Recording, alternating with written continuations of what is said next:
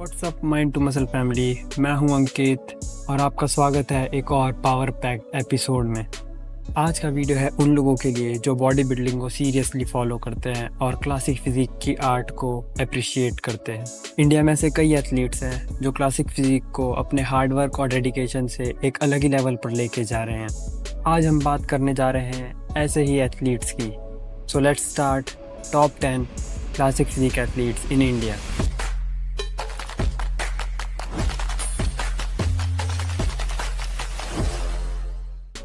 इस लिस्ट में आपके फेवरेट बॉडी बिल्डर्स भी हैं और कुछ ऐसे नाम भी शायद जिन्हें आप जानते भी ना हो। So let's start the video. Number 10 पे है Raju Rapte. He is an amateur athlete, पर उनके मसल इंसर्शंस और उनका स्ट्रक्चर बहुत इम्प्रेसिव है। अभी इनको प्रो कार्ड जीतने की ज़रूरत है और वो तभी हो सकता है जब ये स्टेज पर कंडीशन आए, क्योंकि इन्होंने अब तक अपनी कंडीशनिंग नेल नहीं करी। अगर ये अपनी फिजिक को और रिफाइन करते हैं तो फ्यूचर में ये क्लासिक फिजिक कैटेगरी में बहुत कुछ कर सकते हैं। आज के टाइम में स्ट्रक्चर, मसल इंसर्शंस बहुत इंपॉर्टेंट है क्लासिक फिजिक में, और इस रेस में राजू एमेच्योर होकर भी बहुत लीड कर रहे हैं। नंबर 9 पर मैंने रखा है रोहित विश्वकर्मा को, जो कि बहुत सारे लोगों के फेवरेट भी हैं। उन्हें इतने नीचे रखने का एक ही कारण है, क्योंकि वो अभी तक एमेच्योर हैं और उन्होंने प्रो कार्ड नहीं जीता, तो उन्हें पहले प्रो कार्ड जीतना होगा। एमेच्योर होने के बाद भी उनके स्ट्रक्चर को वर्ल्ड के टॉप क्लासिक फिजिक एथलीट्स के साथ कंपेयर किया जाता है। यहाँ तक कि 2 टॉप 5 ओलंपियन रफ डीजल और माइक समरफील्ड ने उनके स्ट्रक्चर को प्रेज भी करा है। लेकिन रोहित को अपनी कंडीशनिंग और ओवरऑल साइज पे वर्क करने की अभी भी ज़रूरत है।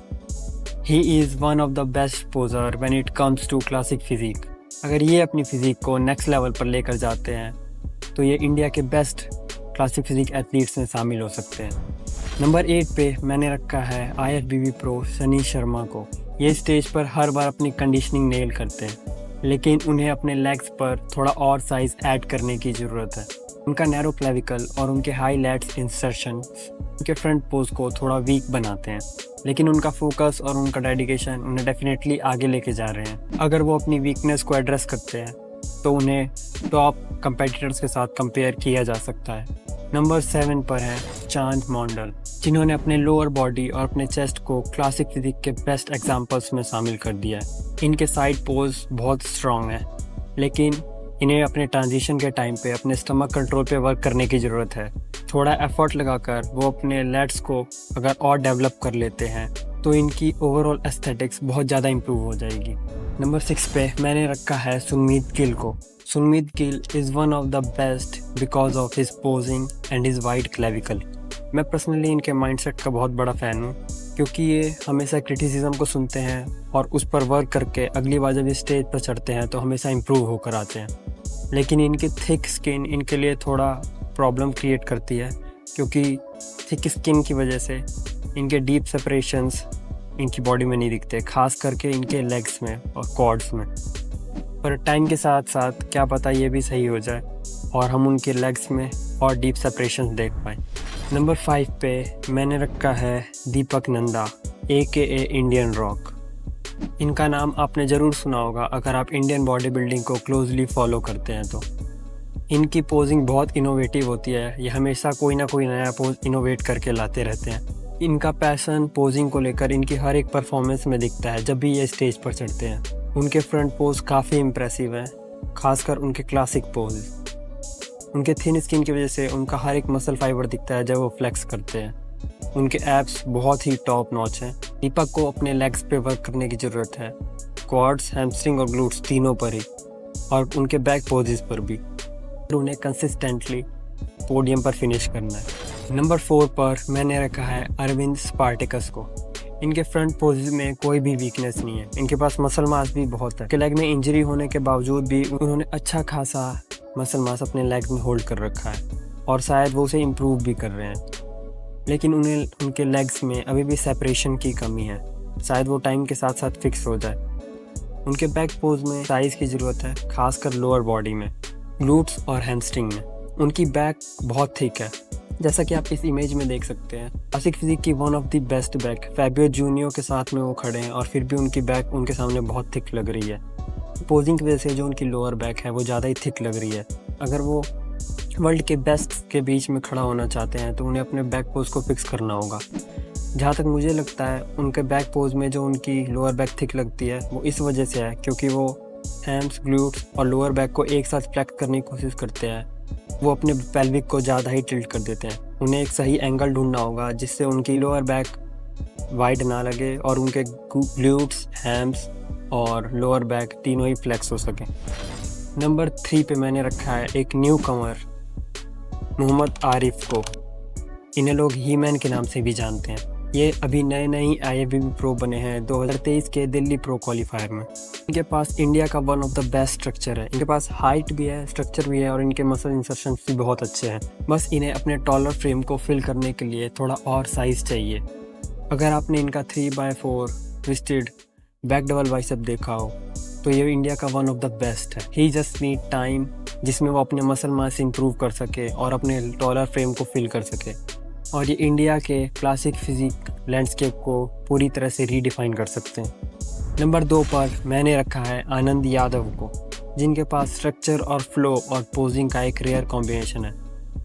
सबसे बड़ी बात, आनंद को ये पता है कि उन पे कौन सा पोज सूट करता है और कौन सा नहीं, और वो सिर्फ वही पोजेज हिट करते हैं जो उनके लिए बेस्ट है। आनंद के पास वो सब है जो एक टॉप क्लासिक फिजिक एथलीट्स के पास होना चाहिए। इन्हें भी मोहम्मद आरिफ की तरह थोड़ा और टाइम चाहिए साइज गेन करने का।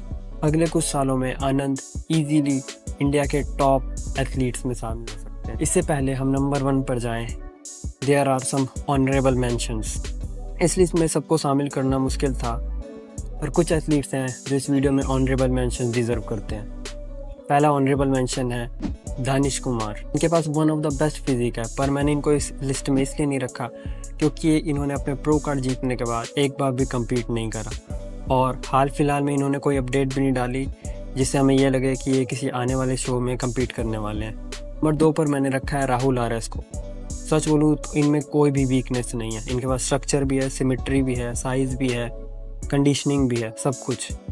पर प्रॉब्लम ये है कि IFBB या NPC में कम्पीट ही नहीं करते। ये IBBF की फेडरेशन में कम्पीट करते हैं। अगर ये NPC और IFBB में कम्पीट कर रहे होते तो ये क्लियरली टॉप 3 या टॉप 5 में होते मेरी लिस्ट में। अब चलते हैं नंबर 1 पर। और फाइनली नंबर 1 पर मैंने रखा है चैतन्य प्रभु को। सरप्राइज, सबको पता था कि ये नंबर 1 पर होने वाले हैं क्योंकि करंटली इंडिया में इनसे ऊपर अभी कोई नहीं है क्लासिक फिजिक एथलीट में, और इन्होंने ये हर प्रो शो में साबित भी किया है। इनका फ्रंट पोज बहुत डोमिनेटिंग है। जब ये स्टेज पर खड़े होते हैं तो ये बड़े बड़े एथलीट्स को फोरशैडो कर देते हैं। इनके पास कंडीशनिंग भी है, स्ट्रक्चर भी है, साइज़ भी है, सिमेट्री भी है, सब कुछ। प्रॉब्लम इनके बैक पोजेज में है। इन्हें ग्लूट्स और हैंड्स पर वर्क करने की ज़रूरत है और ये इनके कोच को भी पता है। अगर पर्सनली मुझसे पूछो तो इनको अपने साइड चेस्ट पर भी वर्क करने की ज़रूरत है क्योंकि जब ये अपना साइड चेस्ट पोज करते हैं तो इनका जो पीछे वाला हाथ होता है उसके और इनके चेस्ट के बीच में हल्का सा गैप होता है और वो गैप नहीं होना चाहिए। ये खुद सीबम ने कहा है। क्लासिक फिजिक में पोजिंग बहुत इंपॉर्टेंट है और मेरे ओपिनियन में, ये सिर्फ मेरा ओपिनियन है, वो अभी भी ओपन बॉडी बिल्डिंग की तरह ही पोज करते हैं, ना कि क्लासिक की तरह। इनके पोजिंग में क्लासिक फ्लो नहीं दिखता। जो इनका क्लासिक पोज है वो भी एक ओपन बॉडी बिल्डिंग का मैंडेटरी पोज है जो कि है लेट स्प्रेड। इन्हें वो पोज भी चेंज कर देना चाहिए। अब तुम बोलोगे कि मैं इतनी निटपिकिंग क्यों कर रहा हूँ, क्योंकि भाई वो इंडिया में बेस्ट है और बेस्ट है तो उन्हें हर चीज़ में बेस्ट होना होगा। अगर आप इंडिया में बेस्ट हैं तो फिर आपको ये नहीं देखना कि आप इंडिया में सबसे अच्छे हैं, आपको ये देखना है कि आप वर्ल्ड में कहाँ पे डिजर्व करते हो। अगर आपको ओलंपिया में टॉप 10 या टॉप 5 क्रैक करना है तो आपको फिजिक भी उस लेवल पर ही ले जानी पड़ेगी। मैं इसीलिए ये निटपिकिंग कर रहा था। सो गाइज, ये थे top 10 classic physique athletes in India. अगर आपको जानना है कि इंडिया में टॉप 10 मेंस फिजिक एथलीट्स कौन है मेरे ओपिनियन में, तो आप ये वीडियो देख सकते हो। अगर आपको ये वीडियो पसंद आई तो इसे लाइक कर देना। अगर आपके कोई अलग ओपिनियन है तो आप कमेंट कर सकते हो और इस चैनल को सब्सक्राइब कर देना। मैं हूं अंकित, मिलते हैं नेक्स्ट वीडियो में। तब तक के लिए stay fit, stay strong, mind to muscle, signing of.